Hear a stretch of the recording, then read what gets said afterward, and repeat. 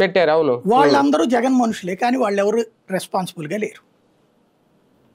వాళ్ళు కదా ఇనిషియేటివ్ తీసుకోవాల్సింది. ఇది జగన్ చెప్పాడు మీరు అమలు ఎందుకు చేయట్లేదని అడగాల్సింది ఎవరు? వాళ్ళు వాళ్ళ వ్యాపారాలు చూసుకుంటున్నారు, ఆ రీజనల్ హెడ్స్ పొజిషన్ లో ఉన్నవాళ్ళు. ఎమ్మెల్యేలు ఎంపీ ఇన్ఛార్జీలుగా ఉన్నటువంటి వాళ్ళు అయితే ఎవరైతే ఉన్నారో వాళ్ళు అక్కడ ఆయన చెప్పకుండా మా హెడ్ చెప్పకుండా మేము ఎందుకు లేని వీళ్ళు సైలెంట్ పంపించిన కాసిన కొంత కార్యకర్తలు. ఇంకోటి కార్యకర్తలు కూడా వీళ్ళకి ఎక్కువగా యాక్టివ్గా ఉండట్లేదు, ఎందుకంటే ఇప్పుడు కేసులు ఈ భయాలు పడిపోయేసి. లేకపోతే ప్రతి డివిజన్ లో 10 టెంట్లు వేసి సంతకాలు సేకరించాలి. పబ్లిక్ లో అయితే నెగిటివ్ లేదు అనుకుంటాం, అంత అమాయకత్వం మరొకటి లేదు.